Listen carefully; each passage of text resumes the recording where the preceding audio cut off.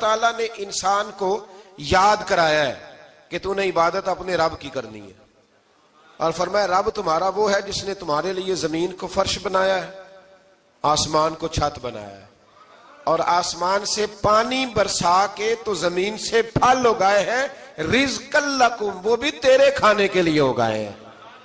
وہ جو آسمان سے بارش برسا کے زمین سے سبز اور پھل اگائے ہیں تو وہ بھی تیرے لیے۔ جب سارا کچھ تیرے لیے بنایا تو بھی تو عبادت کرنا اپنے رب کی، پھر کسی کو اس کا شریک نہ ٹھہرا۔ ایک چیلنج بھی کیا قرآن مجید نے اس رکوع کے اندر۔ کہا کرتے تھے مکے کے لوگ کہ آپ قرآن مجید کی آیتیں نبی کریم علیہ السلام سے کہا کرتے تھے کہ معاذ اللہ آپ خود بناتے ہیں، بنا کے لاتے ہیں۔ تو اللہ کریم نے فرمایا وَإِن كُنتُمْ فِي رَيْبٍ مِّمَّا نَزَّلْنَا عَلَىٰ عَبْدِنَا فَأْتُوا بِسُورَةٍ مِّن مِّثْلِهِ، اگر تمہیں شک ہو نا اس میں جو ہم نے بندہ خاص پہ نازل کیا ہے تو تم بھی اس جیسی ایک صورت بنا کے لاؤ۔ پڑھے لکھے تو تم بھی ہو نا، مکے میں تم بھی رہتے ہو، تو ایک صورت بنا کے لاؤ۔ قرآن مجید ہم سے چھینا گیا ہے سازش کے تحت، اس لیے کہ جس قوم کو قرآن آ جاتا ہے نا پھر کوئی کافر اس کا مقابلہ نہیں کر سکتا۔ دیکھیں نا اگر کافروں کے پاس جواب ہوتا قرآن پاک کا تو بدر اور احد میں نا کوئی آیت بنا کے لاتے، قرآن کے مقابلے کی تلواریں لے کے نہ آتے، ان کے پاس جواب ہی نہیں تھا۔ اور قیامت تک کسی کافر کے پاس قرآن مجید کا کوئی جواب، قرآن کا کوئی جواب، قسم اللہ کی جواب کوئی نہیں، قرآن کا اس کا کوئی جواب نہیں۔ کیا بات ہے قرآن پاک کی۔ وہ ایک دفعہ مسلمہ کذاب بے ایمان کہنے لگا میں نے بنا لیا ہے قرآن پاک کا جواب، معاذ اللہ۔ جواب کیا بنایا؟ وہ صورت ہے نا القاریۃ ما القاریۃ وما ادراک ما القاریۃ، کھڑکھڑانے والی کیا ہے، کھڑکھڑانے والی تمہیں کیا پتا کیا ہے، کھڑکھڑی قیامت کا ذکر ہے۔ کہنے لگا میں نے اس جیسی صورت بنا لیا، تو کیا بنایا؟ الفیل مل فیل وما ادراک ما الفیل۔ کہنے لگا ہاتھی، تمہیں کیا پتا کیا ہاتھی، تم کیا جانو کیا ہاتھی۔ تو پاس جو اس کے اپنے بیٹھے تھے نا چیلے، کہنے لگے چپ کر جا، سارے زمانے کو پتا ہے ہاتھی کیا ہوتا ہے۔ تو پاگل ہے، اس کے دو کان ہوتے ہیں، ایک سونڈ ہوتی ہے، چار اس کے پیر ہوتے ہیں۔ بیوقوف آدمی قرآن کا مقابلہ کرنا ہے تو کچھ چج کے ساتھ کر، پاگلوں کی طرح مقابلہ کرے گا، جوتے کھائے گا بھی ہمیں بھی پڑھوائے گا۔ تو قرآن مجید کا کوئی مقابلہ کر سکا؟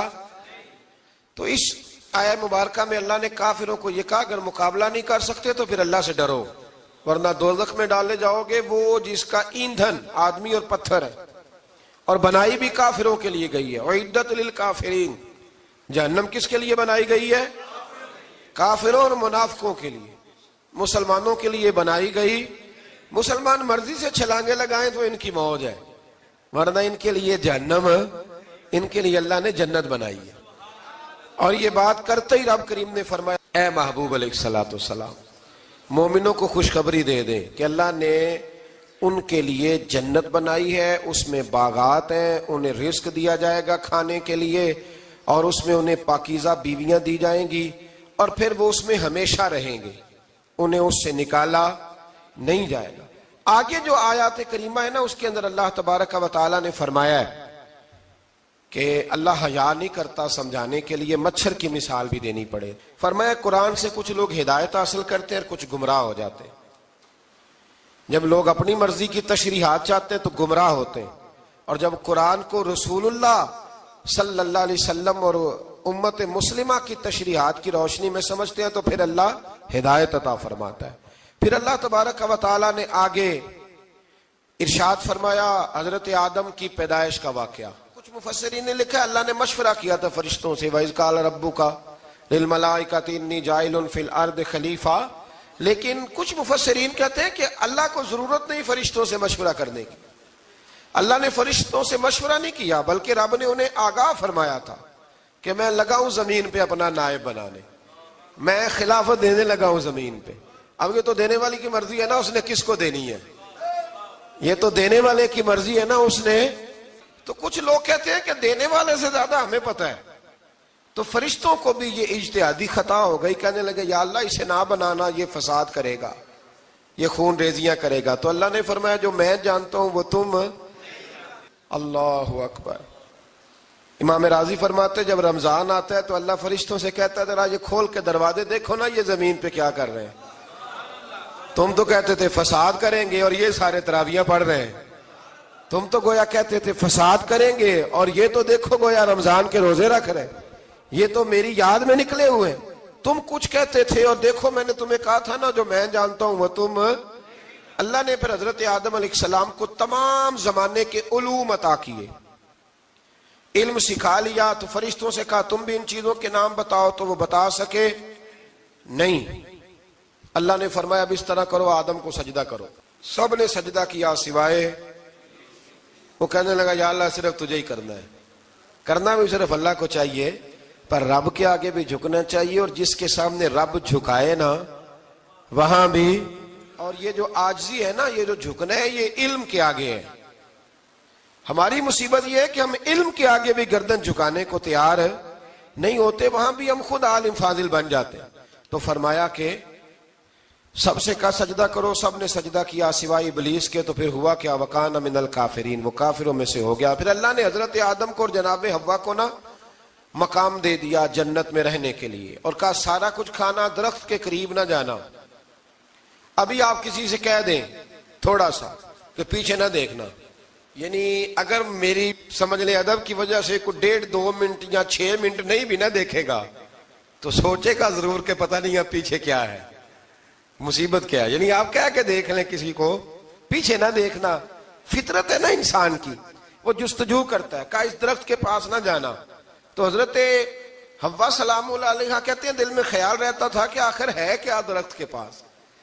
یہی انسان کا عقیدہ توحید ہے کہ جہاں سے رب منع کر دے وہاں وہ منع ہو جائے. اور یہ ان کی خطا نہیں تھی, یہ اللہ کی حکمت تھی, چونکہ رب نے تو پہلے کہہ دیا تھا بنایا ہی زمین کے لیے, تو یہ تو سارا کچھ ہونا تھا تو زمین پہ آنا تھا نا.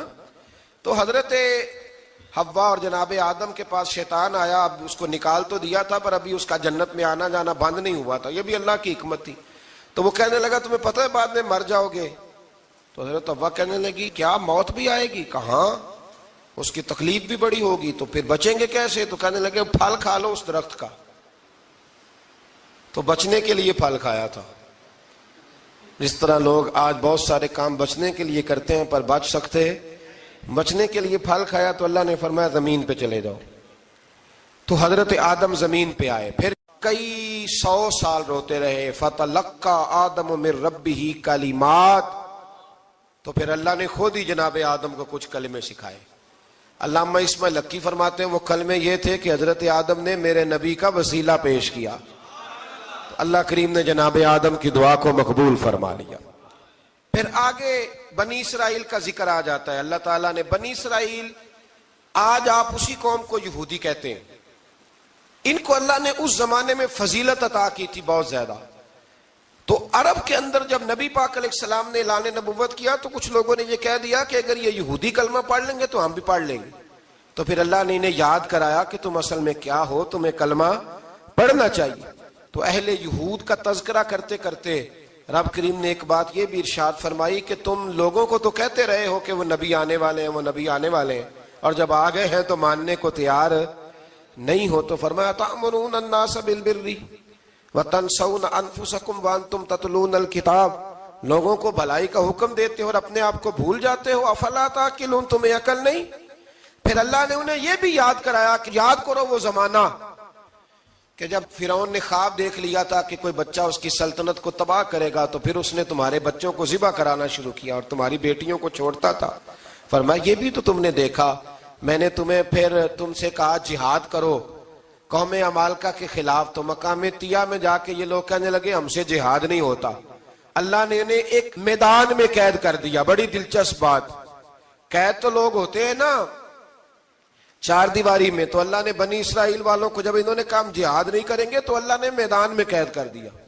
میدان میں, یہ یاد رکھیں, جب انسان اللہ کی نافرمانی کرتا ہے تو اسے ایسی قید ملتی ہے جس کا اس نے تصور بھی نہیں کیا ہوتا. ایک میدان ہے مقام طیہ, قید ہو گئے. سارا دن سفر کرتے تھے, سارا دن, تو رات کو تھک کے سوتے تھے, صبح اٹھتے تھے نا جب, تو وہیں ہوتے تھے جہاں کل صبح چلے تھے. تو رب جب کسی کو قیدی بناتا ہے تو اسے زنجیروں کی, سلاخوں کی ضرورت. دعا فرمائے اللہ تبارک و تعالی غموں سے نجات عطا فرمائے. یہ دعا فرمائے، ایسی قید دیتا ہے کہ جس سے پھر چھٹکارا ہو سکتا۔ تو بنی اسرائیل کا بہت زیادہ تذکرہ اس پارے میں اللہ تبارک و تعالیٰ نے پھر بیان کیا، اور پھر کہا کہ انہیں جو حکم دیا جاتا تھا یہ اس کی سرتابی کرتے تھے، پھر اللہ نے ان پر ذلت نازل کر دی اور یہ ہمیشہ اس کا شکار رہے۔ قوم سبت کا ذکر فرمایا اللہ نے، ہفتے والے دن کچھ لوگ نافرمانی کرتے تھے۔ ہمارے بھی ہیلے بہانے ہیں نا آج کل کاروبار میں، تو اسی سپارے کی آیت نمبر 65 کے اندر اللہ تعالیٰ نے حضرت داؤد کی قوم کا ذکر کیا کہ اللہ نے انہیں حکم دیا تھا کہ ہفتے والے دن مچھلیاں نہیں پکڑنی، تو وہ کہتے تھے چلو ہاتھ لگا کے نہیں پکڑنی، ہاتھ لگا کے۔ وہ ہمارے لوگ ہیلے بہانے تلاش کر لیتے ہیں نا، وہ بڑے جناب انشورنس والا آ گیا، اب وہ بینک والا آ گیا، وہ فلانے صاحب آ گئے، وہ تروڑ مروڑ کے کہانیاں باتیں، اور پھر ہمیں بھی رستے مل جاتے ہیں بچنے کے۔ مفتی صاحب نے کہہ دیا تھا ایک مولانا سے میں نے ان کو کہا ہفتے والے دن مچھلیاں نہیں پکڑنی، کہا نہیں پکڑتے، چھوٹے چھوٹے حوض بنا لیے۔ تو مچھلیاں زیادہ آتی تھی اس دن، یہ بھی اللہ کی قدرت تھی۔ نماز کے وقت گاہک زیادہ آتے ہیں، یہ اس کی قدرت ہوتی ہے۔ تو وہ مچھلیاں حوض میں جمع ہو جاتی ہیں، یوں سمجھ لیں کہ جال انہوں نے لگا لیے ہوئے تھے، تو جال میں وہ پھنستی رہتی تھی، حوضوں میں آتی رہتی تھی۔ ہفتے کو نہیں پکڑتے تھے، اتوار کو پکڑ لیتے تھے، تو پھر اللہ نے انہیں سزا دی۔ فرمایا تماشے کرتے ہو اللہ کے حکم کے ساتھ، کیا سزا دی؟ فَقُلْنَا لَهُمْ كُونُوا قِرَادَةً خَاسِئِينَ، فرمایا بندر بن جاؤ دھتکارے ہوئے۔ جو رزق حرام طریقے سے کماتے تھے رب انہیں بندر بنا دیتا تھا۔ ابھی بھی میں نے دیکھے ہیں بڑے بڑے تاجر پاگلوں جیسی زندگی گزار رہے ہیں، نفسیاتی طور پہ سکون نہیں ہے، کروڑوں روپیہ پڑا ہے۔ کیوں؟ اس لیے کہ رب کے بتائے ہوئے طریقے کے مطابق تجارت نہیں کرتے۔ آگے ایک اور دلچسپ بات آ گئی، بنی اسرائیل کے اندر نا ایک شخص نے اپنے چچا کو قتل کر دیا جائیداد کے لیے۔ یہ دیکھیں کب سے لوگ جائیداد کے لیے قتل کرتے آ رہے ہیں۔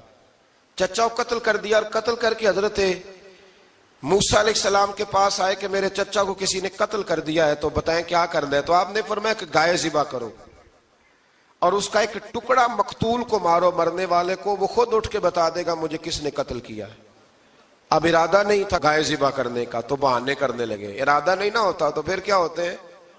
کہنے لگے گائے کس طرح کی ہو، بوڑھی ہو کہ بچی ہو، رنگ کیسا ہو، جوان ہو کہ چھوٹی ہو، حال میں ایک دفعہ چلنا سیکھ گئی ہو یا ابھی نہ سیکھی ہو۔ تو بتاتے گئے تو رب بھی شرطیں بیان کرتا گیا، گہرے زرد رنگ کی ہو، حال کے اندر اسے نہ چلایا گیا ہو، پانی نہ نکالا گیا ہو، نہ بچی ہو نہ جوان ہو، اس کے درمیان ہو۔ یہ ساری شرطیں کہاں پائی جاتی تھیں؟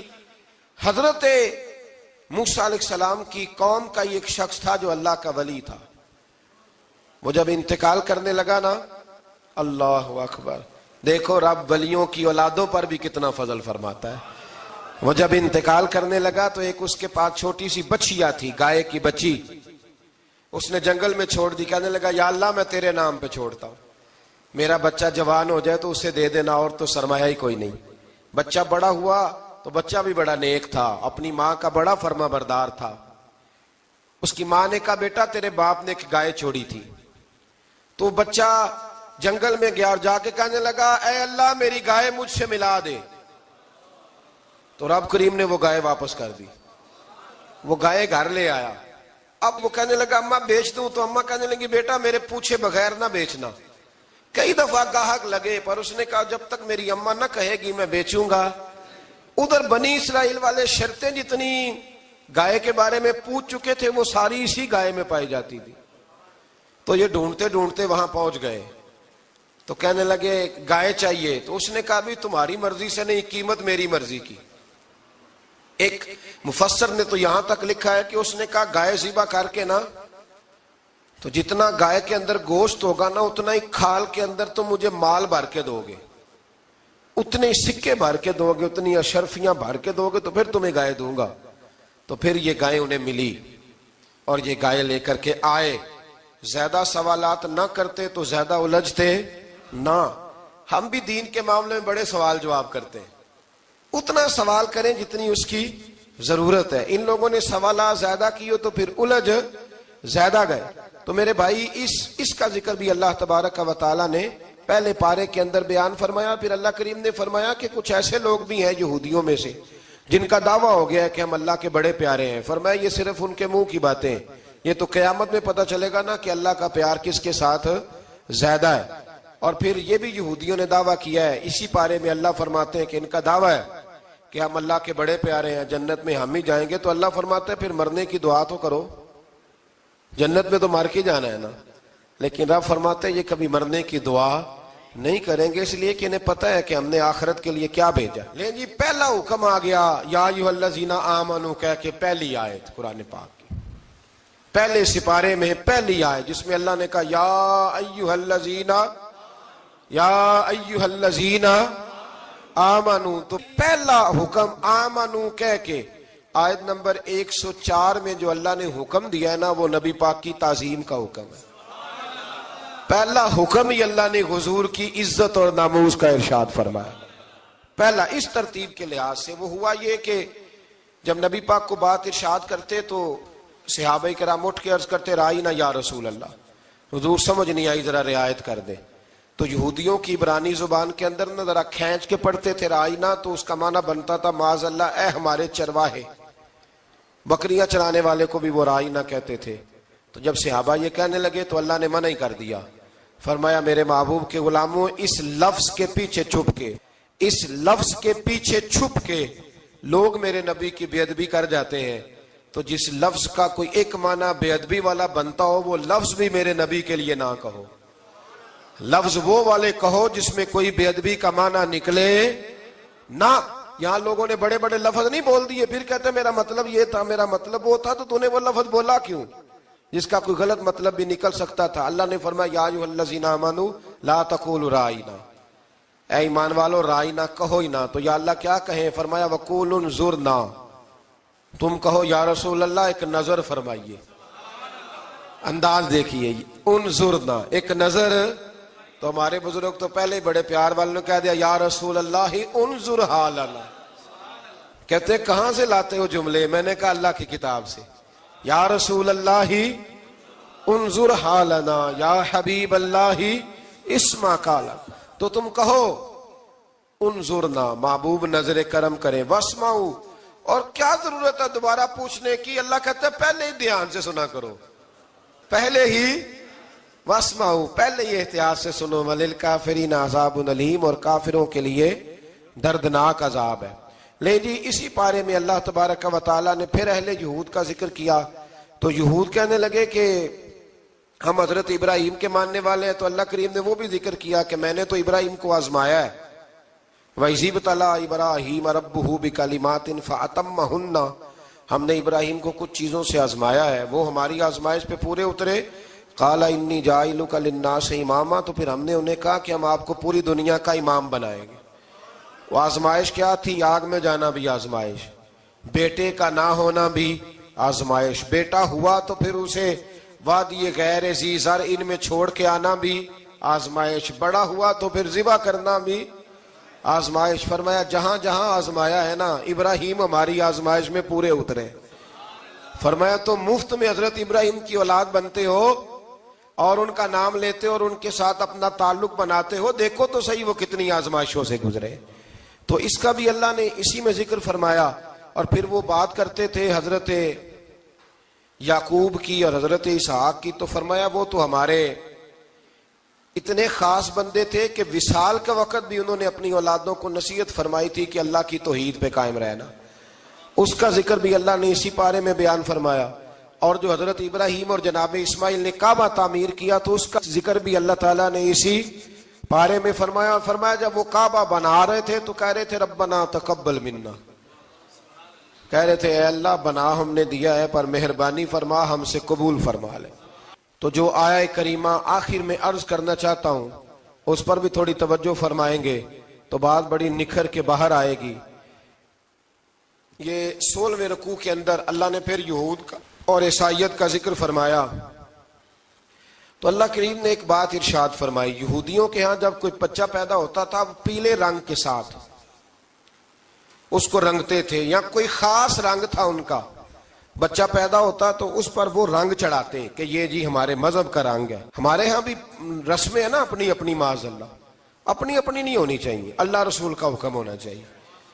تو یہودیوں کے ہاں بچہ پیدا ہوتا تو ایک خاص رنگ چڑھاتے، عیسائیوں کے ہاں پیدا ہوتا تو وہ بھی ایک خاص رنگ چڑھاتے، تو مسلمانوں کے ہاں بچے پیدا ہوئے تو انہوں نے بھی توجہ کی کہ یہ کیا ہو رہا ہے، تو رب کریم نے فرمایا صبغۃ اللہ، رنگ اللہ کا ہی ہے۔ ومن احسن من اللہ صبغہ، اور فرمایا اللہ کے رنگ سے زیادہ خوبصورت کس کا رنگ ہو سکتا ہے؟ اللہ کا رنگ کیا ہے؟ لا الہ الا اللہ محمد الرسول اللہ صلی اللہ علیہ۔ فرمایا نیلے پیلے کالے رنگ نہ چڑھاؤ، اپنے ذہن پر توحید و رسالت کا رنگ چڑھاؤ، یہ سب سے بہترین رنگ ہے۔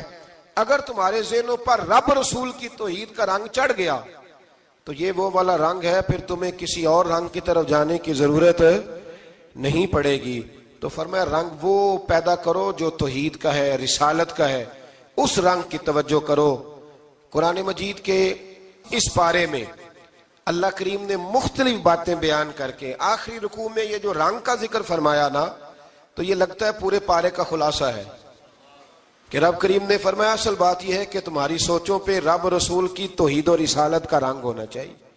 ہر وقت بچہ پیدا ہو، کوئی دنیا سے جائے تو رنگ کس کا ہونا چاہیے؟ اللہ رسول کے۔ اور فرمایا رب تمہارا وہ ہے جس نے تمہارے لیے زمین کو فرش بنایا ہے، آسمان کو چھت بنایا ہے، اور آسمان سے پانی برسا کے تو زمین سے پھل اگائے ہیں، رزق لکم، وہ بھی تیرے کھانے کے لیے اگائے ہیں۔ وہ جو آسمان سے بارش برسا کے زمین سے سبز اور پھل اگائے ہیں تو وہ بھی تیرے لیے۔ جب سارا کچھ تیرے لیے بنایا تو بھی تو عبادت کرنا اپنے رب کی، پھر کسی کو اس کا شریک نہ ٹھہرا۔ ایک چیلنج بھی کیا قرآن مجید نے اس رکوع کے اندر۔ کہا کرتے تھے مکے کے لوگ کہ آپ قرآن مجید کی آیتیں نبی کریم علیہ السلام سے کہا کرتے تھے کہ معاذ اللہ آپ خود بناتے ہیں، بنا کے لاتے ہیں۔ تو اللہ کریم نے فرمایا وَإِن كُنتُمْ فِي رَيْبٍ مِّمَّا نَزَّلْنَا عَلَىٰ عَبْدِنَا فَأْتُوا بِسُورَةٍ مِّن مِّثْلِهِ، اگر تمہیں شک ہو نا اس میں جو ہم نے بندہ خاص پہ نازل کیا ہے تو تم بھی اس جیسی ایک صورت بنا کے لاؤ۔ پڑھے لکھے تو تم بھی ہو نا، مکے میں تم بھی رہتے ہو، تو ایک صورت بنا کے لاؤ۔ قرآن مجید ہم سے چھینا گیا ہے سازش کے تحت، اس لیے کہ جس قوم کو قرآن آ جاتا ہے نا پھر کوئی کافر اس کا مقابلہ نہیں کر سکتا۔ دیکھیں نا اگر کافروں کے پاس جواب ہوتا قرآن پاک کا تو بدر اور احد میں نا کوئی آیت بنا کے لاتے، قرآن کے مقابلے کی تلواریں لے کے نہ آتے، ان کے پاس جواب ہی نہیں تھا۔ اور قیامت تک کسی کافر کے پاس قرآن مجید کا کوئی جواب، قرآن کا کوئی جواب، قسم اللہ کی جواب کوئی نہیں، قرآن کا اس کا کوئی جواب نہیں۔ کیا بات ہے قرآن پاک کی۔ وہ ایک دفعہ مسلمہ کذاب بے ایمان کہنے لگا میں نے بنا لیا ہے قرآن پاک کا جواب، معاذ اللہ۔ جواب کیا بنایا؟ وہ سورت ہے نا القاریۃ ما القاریۃ وما ادراک ما القاریۃ، کھڑکھڑانے والی کیا ہے، کھڑکھڑانے والی تمہیں کیا پتا کیا ہے کھڑکھڑی، قیامت کا ذکر ہے۔ کہنے لگا میں نے اس جیسی صورت بنا لیا، تو کیا بنایا؟ الفیل ملفیل وما ادراک ما الفیل، کہنے لگا ہاتھی، تمہیں کیا پتا کیا ہاتھی، تم کیا جانو کیا ہاتھی۔ تو پاس جو اس کے اپنے بیٹھے تھے نا چیلے، وہ کہنے لگے چپ کر جا، سارے زمانے کو پتا ہے ہاتھی کیا ہوتا ہے۔ تو پاگل ہے، اس کے دو کان ہوتے ہیں، ایک سونڈ ہوتی ہے، چار اس کے پیر ہوتے ہیں۔ بیوقوف آدمی، قرآن کا مقابلہ کرنا ہے تو کچھ چج کے ساتھ کر، پاگلوں کی طرح مقابلہ کرے گا، جوتے کھائے گا بھی ہمیں بھی پڑھوائے گا۔ تو قرآن مجید کا کوئی مقابلہ کر سکا؟ تو اس آیہ مبارکہ میں اللہ نے کافروں کو یہ کہا اگر مقابلہ نہیں کر سکتے تو پھر اللہ سے ڈرو، ورنہ دوزخ میں ڈالے جاؤ گے، وہ جس کا ایندھن آدمی اور پتھر ہے، اور بنائی بھی کافروں کے لیے گئی ہے۔ اعدت للکافرین، جہنم کس کے لیے بنائی گئی ہے؟ کافروں اور منافقوں کے لیے۔ مسلمانوں کے لیے بنائی گئی، مسلمان مرضی سے چھلانگے لگائیں تو ان کی موج ہے، ورنہ ان کے لیے جہنم، ان کے لیے اللہ نے جنت بنائی ہے۔ اور یہ بات کرتے ہی رب کریم نے فرمایا اے محبوب علیہ الصلوۃ والسلام مومنوں کو خوشخبری دے دیں کہ اللہ نے ان کے لیے جنت بنائی ہے، اس میں باغات ہیں، انہیں رزق دیا جائے گا کھانے کے لیے، اور اس میں انہیں پاکیزہ بیویاں دی جائیں گی، اور پھر وہ اس میں ہمیشہ رہیں گے، انہیں اس سے نکالا نہیں جائے گا۔ آگے جو آیات کریمہ ہے نا اس کے اندر اللہ تبارک و تعالیٰ نے فرمایا ہے کہ اللہ حیا نہیں کرتا، سمجھانے کے لیے مچھر کی مثال بھی دینی پڑے۔ فرمایا قرآن سے کچھ لوگ ہدایت حاصل کرتے ہیں اور کچھ گمراہ ہو جاتے ہیں۔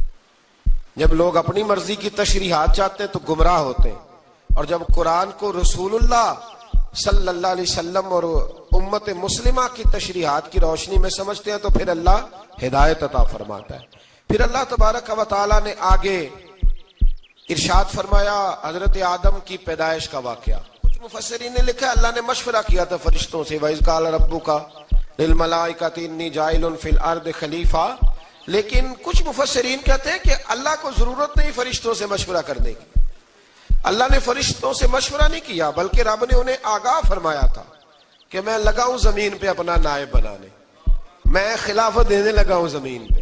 اب یہ تو دینے والی کی مرضی ہے نا اس نے کس کو دینی ہے، یہ تو دینے والے کی مرضی ہے نا اس نے۔ تو کچھ لوگ کہتے ہیں کہ دینے والے سے زیادہ ہمیں پتہ ہے، تو فرشتوں کو بھی یہ اجتہادی خطا ہو گئی، کہنے لگے یا اللہ اسے نہ بنانا، یہ فساد کرے گا، یہ خون ریزیاں کرے گا۔ تو اللہ نے فرمایا جو میں جانتا ہوں وہ تم، اللہ اکبر۔ امام راضی فرماتے جب رمضان آتا ہے تو اللہ فرشتوں سے کہتا ہے ذرا یہ کھول کے دروازے دیکھو نا یہ زمین پہ کیا کر رہے ہیں، تم تو کہتے تھے فساد کریں گے اور یہ سارے تراویحاں پڑھ رہے ہیں، تم تو گویا کہتے تھے فساد کریں گے اور یہ تو دیکھو گویا رمضان کے روزے رکھ رہے ہیں، یہ تو میری یاد میں نکلے ہوئے ہیں، تم کچھ کہتے تھے اور دیکھو میں نے تمہیں کہا تھا نا جو میں جانتا ہوں وہ تم۔ اللہ نے پھر حضرت آدم علیہ السلام کو تمام زمانے کے علوم عطا کیے، علم سکھا لیا، تو فرشتوں سے کہا تم بھی ان چیزوں کے نام بتاؤ، تو وہ بتا سکے نہیں۔ اللہ نے فرمایا اب اس طرح کرو آدم کو سجدہ کرو، سب نے سجدہ کیا سوائے، وہ کہنے لگا یا اللہ صرف تجھے ہی کرنا ہے، کرنا بھی صرف اللہ کو چاہیے، پر رب کے آگے بھی جھکنا چاہیے، اور جس کے سامنے رب جھکائے نا وہاں بھی، اور یہ جو عاجزی ہے نا، یہ جو جھکنا ہے یہ علم کے آگے ہے۔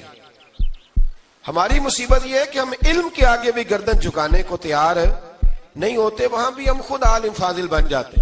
تو فرمایا کہ سب سے کہا سجدہ کرو، سب نے سجدہ کیا سوائے ابلیس کے، تو پھر ہوا کیا وکان من الکافرین، وہ کافروں میں سے ہو گیا۔ پھر اللہ نے حضرت آدم کو اور جناب حوا کو نا مقام دے دیا جنت میں رہنے کے لیے، اور کہا سارا کچھ کھانا، درخت کے قریب نہ جانا۔ ابھی آپ کسی سے کہہ دیں تھوڑا سا کہ پیچھے نہ دیکھنا، یعنی اگر میری سمجھ لیں ادب کی وجہ سے کوئی 1.5-2 منٹ یا 6 منٹ نہیں بھی نہ دیکھے گا تو سوچے گا ضرور کہ پتہ نہیں اب پیچھے کیا ہے، مصیبت کیا ہے۔ یعنی آپ کہہ کے دیکھ لیں کسی کو پیچھے نہ دیکھنا، فطرت ہے نا انسان کی، وہ جستجو کرتا ہے، کہا اس درخت کے پاس نہ جانا۔ تو حضرت حوا سلام اللہ علیہ کہتے ہیں دل میں خیال رہتا تھا کہ آخر ہے کیا درخت کے پاس۔ یہی انسان کا عقیدہ توحید ہے کہ جہاں سے رب منع کر دے وہاں وہ منع ہو جائے، اور یہ ان کی خطا نہیں تھی، یہ اللہ کی حکمت تھی، چونکہ رب نے تو پہلے کہہ دیا تھا بنایا ہی زمین کے لیے، تو یہ تو سارا کچھ ہونا تھا تو زمین پہ آنا تھا نا۔ تو حضرت حوا اور جناب آدم کے پاس شیطان آیا، اب اس کو نکال تو دیا تھا پر ابھی اس کا جنت میں آنا جانا بند نہیں ہوا تھا، یہ بھی اللہ کی حکمت تھی۔ تو وہ کہنے لگا تمہیں پتہ ہے بعد میں مر جاؤ گے، تو حضرت حوا کہنے لگی کیا موت بھی آئے گی؟ کہاں، اس کی تکلیف بھی بڑی ہوگی، تو پھر بچیں گے کیسے؟ تو کہنے لگے پھل کھا لو اس درخت کا، تو بچنے کے لیے پھل کھایا تھا۔ جس طرح لوگ آج بہت سارے کام بچنے کے لیے کرتے ہیں پر بچ سکتے، بچنے کے لیے پھل کھایا، تو اللہ نے فرمایا زمین پہ چلے جاؤ۔ تو حضرت آدم زمین پہ آئے، پھر کئی 100 سال روتے رہے، فَتَلَقَّى آدَمُ مِن رَبِّهِ کَلِمَاتٍ، تو پھر اللہ نے خود ہی جناب آدم کو کچھ کلمے سکھائے۔ علامہ اسماعیل لکی فرماتے ہیں وہ کلمے یہ تھے کہ حضرت آدم نے میرے نبی کا وسیلہ پیش کیا، تو اللہ کریم نے جناب آدم کی دعا کو مقبول فرما لیا۔ پھر آگے بنی اسرائیل کا ذکر آ جاتا ہے، اللہ تعالیٰ نے بنی اسرائیل، آج آپ اسی قوم کو یہودی کہتے ہیں، ان کو اللہ نے اس زمانے میں فضیلت عطا کی تھی بہت زیادہ۔ تو عرب کے اندر جب نبی پاک علیہ السلام نے اعلان نبوت کیا تو کچھ لوگوں نے یہ کہہ دیا کہ اگر یہ یہودی کلمہ پڑھ لیں گے تو ہم بھی پڑھ لیں گے، تو پھر اللہ نے انہیں یاد کرایا کہ تم اصل میں کیا ہو، تمہیں کلمہ پڑھنا چاہیے۔ تو اہل یہود کا تذکرہ کرتے کرتے رب کریم نے ایک بات یہ بھی ارشاد فرمائی کہ تم لوگوں کو تو کہتے رہے ہو کہ وہ نبی آنے والے ہیں، وہ نبی آنے والے ہیں، اور جب آ گئے ہیں تو ماننے کو تیار نہیں ہو۔ تو فرمایا تأمرون الناس بالبر وتنسون انفسکم وانتم تتلون الکتاب لوگوں کو بھلائی کا حکم دیتے ہو اور اپنے آپ کو بھول جاتے ہو. افلا تعقلون, تمہیں عقل نہیں؟ پھر اللہ نے انہیں یہ بھی یاد کرایا کہ یاد کرو وہ زمانہ کہ جب فرعون نے خواب دیکھ لیا تھا کہ کوئی بچہ اس کی سلطنت کو تباہ کرے گا، تو پھر اس نے تمہارے بچوں کو ذبح کرانا شروع کیا اور تمہاری بیٹیوں کو چھوڑتا تھا. فرمایا یہ بھی تو تم نے دیکھا، میں نے تمہیں پھر تم سے کہا جہاد کرو قوم عمالقہ کے خلاف، تو مقام طیہ میں جا کے یہ لوگ کہنے لگے ہم سے جہاد نہیں ہوتا. اللہ نے انہیں ایک میدان میں قید کر دیا. بڑی دلچسپ بات، قید تو لوگ ہوتے ہیں نا چار دیواری میں، تو اللہ نے بنی اسرائیل والوں کو جب انہوں نے کہا ہم جہاد نہیں کریں گے تو اللہ نے میدان میں قید کر دیا. میدان میں، یہ یاد رکھیں، جب انسان اللہ کی نافرمانی کرتا ہے تو اسے ایسی قید ملتی ہے جس کا اس نے تصور بھی نہیں کیا ہوتا. ایک میدان ہے مقام طیہ، قید ہو گئے. سارا دن سفر کرتے تھے، سارا دن، تو رات کو تھک کے سوتے تھے، صبح اٹھتے تھے نا جب، تو وہیں ہوتے تھے جہاں کل صبح چلے تھے. تو رب جب کسی کو قیدی بناتا ہے تو اسے زنجیروں کی، سلاخوں کی ضرورت ہے. دعا فرمائے اللہ تبارک و تعالی غموں سے نجات عطا فرمائے. یہ دعا فرمائے، ایسی قید دیتا ہے کہ جس سے پھر چھٹکارا ہو سکتا. تو بنی اسرائیل کا بہت زیادہ تذکرہ اس پارے میں اللہ تبارک و تعالی نے پھر بیان کیا، اور پھر کہا کہ انہیں جو حکم دیا جاتا تھا یہ اس کی سرتابی کرتے تھے. پھر اللہ نے ان پر ذلت نازل کر دی اور یہ ہمیشہ اس کا شکار رہے. قوم سبت کا ذکر فرمایا اللہ نے. ہفتے والے دن کچھ لوگ نافرمانی کرتے. ہمارے بھی ہیلے بہانے ہیں نا آج کل کاروبار میں. تو اسی سپارے کی آیت نمبر 65 کے اندر اللہ تعالیٰ نے حضرت داؤد کی قوم کا ذکر کیا کہ اللہ نے انہیں حکم دیا تھا کہ ہفتے والے دن مچھلیاں نہیں پکڑنی. تو وہ کہتے تھے چلو ہاتھ لگا کے نہیں پکڑنی، ہاتھ لگا کے. وہ ہمارے لوگ ہیلے بہانے تلاش کر لیتے ہیں نا. وہ بڑے جناب انشورنس والا آ گیا، اب وہ بینک والا آ گیا، وہ فلانے صاحب آ گئے، وہ تروڑ مروڑ کے کہانیاں باتیں، اور پھر ہمیں بھی رستے مل جاتے ہیں بچنے کے. مفتی صاحب نے کہہ دیا تھا، ایک مولانا سے میں نے ان کو کہا ہفتے والے دن مچھلیاں نہیں پکڑنے کا. نہیں پکڑتے، چھوٹے چھوٹے حوض بنا لیے تو مچھلیاں زیادہ آتی تھی اس دن. یہ بھی اللہ کی قدرت تھی. نماز کے وقت گاہک زیادہ آتے ہیں، یہ اس کی قدرت ہوتی ہے.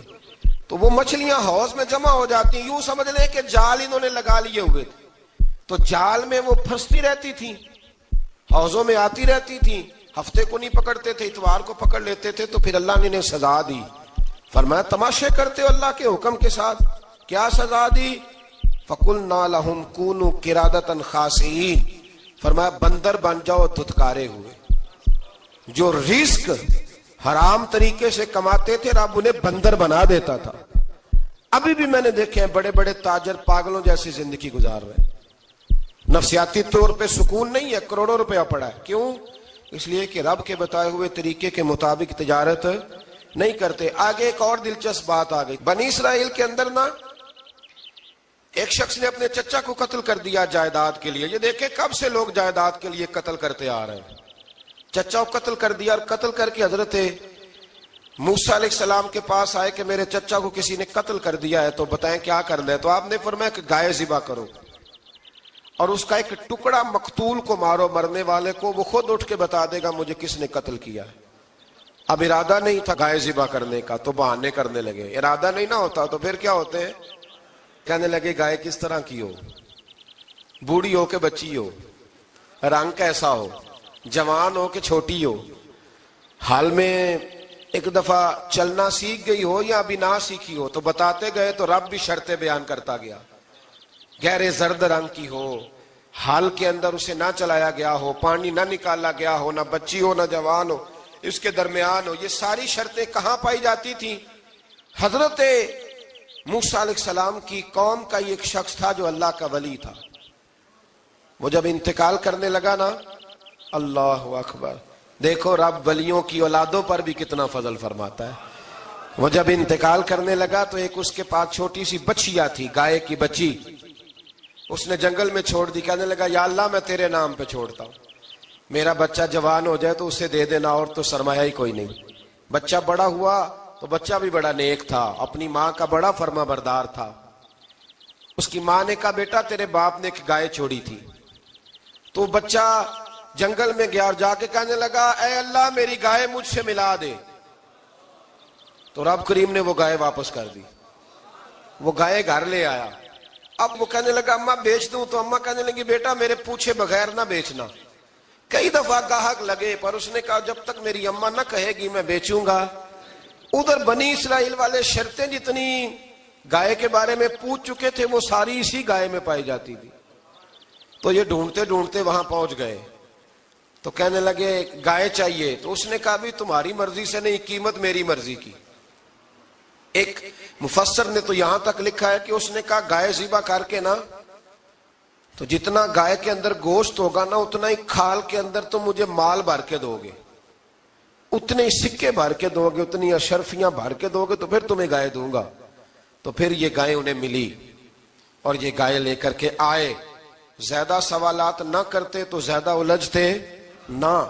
ہم بھی دین کے معاملے میں بڑے سوال جواب کرتے ہیں, اتنا سوال کریں جتنی اس کی ضرورت ہے. ان لوگوں نے سوالات زیادہ کیے تو پھر الجھ زیادہ گئے. تو میرے بھائی اس کا ذکر بھی اللہ تبارک و تعالیٰ نے پہلے پارے کے اندر بیان فرمایا. پھر اللہ کریم نے فرمایا کہ کچھ ایسے لوگ بھی ہیں یہودیوں میں سے جن کا دعویٰ ہو گیا ہے کہ ہم اللہ کے بڑے پیارے ہیں. فرمایا یہ صرف ان کے منہ کی باتیں ہیں, یہ تو قیامت میں پتہ چلے گا نا کہ اللہ کا پیار کس کے ساتھ زیادہ ہے. اور پھر یہ بھی یہودیوں نے دعویٰ کیا ہے, اسی پارے میں اللہ فرماتے ہیں کہ ان کا دعویٰ ہے کہ ہم اللہ کے بڑے پیارے ہیں, جنت میں ہم ہی جائیں گے. تو اللہ فرماتے ہیں پھر مرنے کی دعا تو کرو, جنت میں تو مر کے جانا ہے نا. لیکن رب فرماتے ہیں یہ کبھی مرنے کی دعا نہیں کریں گے, اس لیے کہ انہیں پتہ ہے کہ ہم نے آخرت کے لیے کیا بھیجا. لیں جی پہلا حکم آ گیا یا ایھا الذین آمنوا کہہ کے, پہلی آیت قرآن پاک کی پہلے سپارے میں پہلی آیت جس میں اللہ نے کہا یا ایھا الذین آمنوا. تو پہلا حکم آمنوا کہہ کے آیت نمبر 104 میں جو اللہ نے حکم دیا ہے نا وہ نبی پاک کی تعظیم کا حکم ہے. پہلا حکم ہی اللہ نے حضور کی عزت اور ناموس کا ارشاد فرمایا. پہلا اس ترتیب کے لحاظ سے وہ ہوا یہ کہ جب نبی پاک کو بات ارشاد کرتے تو صحابہ کرام اٹھ کے عرض کرتے رائینا یا رسول اللہ, حضور سمجھ نہیں آئی ذرا رعایت کر دیں. تو یہودیوں کی عبرانی زبان کے اندر نہ ذرا کھینچ کے پڑھتے تھے رائینا, تو اس کا معنی بنتا تھا معاذ اللہ اے ہمارے چرواہے. بکریاں چرانے والے کو بھی وہ رائینا کہتے تھے. تو جب صحابہ یہ کہنے لگے تو اللہ نے منع ہی کر دیا. فرمایا میرے محبوب کے غلاموں اس لفظ کے پیچھے چھپ کے, اس لفظ کے پیچھے چھپ کے لوگ میرے نبی کی بے ادبی کر جاتے ہیں. تو جس لفظ کا کوئی ایک معنی بے ادبی والا بنتا ہو وہ لفظ بھی میرے نبی کے لیے نہ کہو. لفظ وہ والے کہو جس میں کوئی بے ادبی کا معنی نکلے نہ.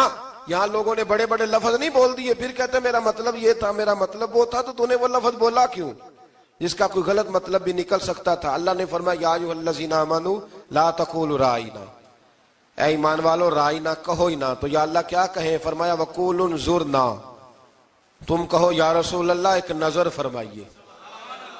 انداز دیکھیے, انظرنا ایک نظر. تو ہمارے بزرگ تو پہلے بڑے پیار والوں نے کہہ دیا یا رسول اللہ انظر حالنا. کہتے کہاں سے لاتے ہو جملے؟ میں نے کہا اللہ کی کتاب سے. یا رسول اللہ انظر حالنا یا حبیب اللہ اسمع قالا. تو تم کہو انظرنا, محبوب نظر کرم کریں, واسمعوا, اور کیا ضرورت ہے دوبارہ پوچھنے کی؟ اللہ کہتا ہے پہلے ہی دھیان سے سنا کرو, پہلے ہی واسمعوا, پہلے ہی احتیاط سے سنو. وللکافرین عذاب علیم, اور کافروں کے لیے دردناک عذاب ہے. لے جی اسی پارے میں اللہ تبارک و تعالیٰ نے پھر اہل یہود کا ذکر کیا. تو یہود کہنے لگے کہ ہم حضرت ابراہیم کے ماننے والے ہیں. تو اللہ کریم نے وہ بھی ذکر کیا کہ میں نے تو ابراہیم کو آزمایا ہے. وَإِذِ ابْتَلَىٰ إِبْرَاهِيمَ رَبُّهُ بِكَلِمَاتٍ فَأَتَمَّهُنَّ, ہم نے ابراہیم کو کچھ چیزوں سے آزمایا ہے, وہ ہماری آزمائش پہ پورے اترے. قَالَ إِنِّي جَاعِلُكَ لِلنَّاسِ إِمَامًا, تو پھر ہم نے انہیں کہا کہ ہم آپ کو پوری دنیا کا امام بنائیں گے. وہ آزمائش کیا تھی؟ آگ میں جانا بھی آزمائش, بیٹے کا نہ ہونا بھی آزمائش, بیٹا ہوا تو پھر اسے وادی غیر ذی زرع ان میں چھوڑ کے آنا بھی آزمائش, بڑا ہوا تو پھر ذبح کرنا بھی آزمائش. فرمایا جہاں جہاں آزمایا ہے نا ابراہیم ہماری آزمائش میں پورے اترے. فرمایا تو مفت میں حضرت ابراہیم کی اولاد بنتے ہو اور ان کا نام لیتے اور ان کے ساتھ اپنا تعلق بناتے ہو, دیکھو تو صحیح وہ کتنی آزمائشوں سے گزرے. تو اس کا بھی اللہ نے اسی میں ذکر فرمایا. اور پھر وہ بات کرتے تھے حضرت یعقوب کی اور حضرت اسحاق کی، تو فرمایا وہ تو ہمارے اتنے خاص بندے تھے کہ وصال کا وقت بھی انہوں نے اپنی اولادوں کو نصیحت فرمائی تھی کہ اللہ کی توحید پہ قائم رہنا. اس کا ذکر بھی اللہ نے اسی پارے میں بیان فرمایا. اور جو حضرت ابراہیم اور جناب اسماعیل نے کعبہ تعمیر کیا تو اس کا ذکر بھی اللہ تعالیٰ نے اسی پارے میں فرمایا. اور فرمایا جب وہ کعبہ بنا رہے تھے تو کہہ رہے تھے ربنا تقبل منا، کہہ رہے تھے اے اللہ بنا ہم نے دیا ہے پر مہربانی فرما ہم سے قبول فرما لے. تو جو آیہ کریمہ آخر میں عرض کرنا چاہتا ہوں اس پر بھی تھوڑی توجہ فرمائیں گے تو بات بڑی نکھر کے باہر آئے گی. یہ 16ویں رکوع کے اندر اللہ نے پھر یہود کا اور عیسائیت کا ذکر فرمایا. تو اللہ کریم نے ایک بات ارشاد فرمائی. یہودیوں کے ہاں جب کوئی بچہ پیدا ہوتا تھا وہ پیلے رنگ کے ساتھ اس کو رنگتے تھے، یا کوئی خاص رنگ تھا ان کا.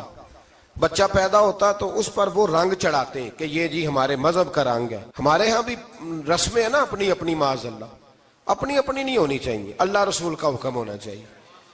تو یہودیوں کے ہاں بچہ پیدا ہوتا تو ایک خاص رنگ چڑھاتے، عیسائیوں کے ہاں پیدا ہوتا تو وہ بھی ایک خاص رنگ چڑھاتے.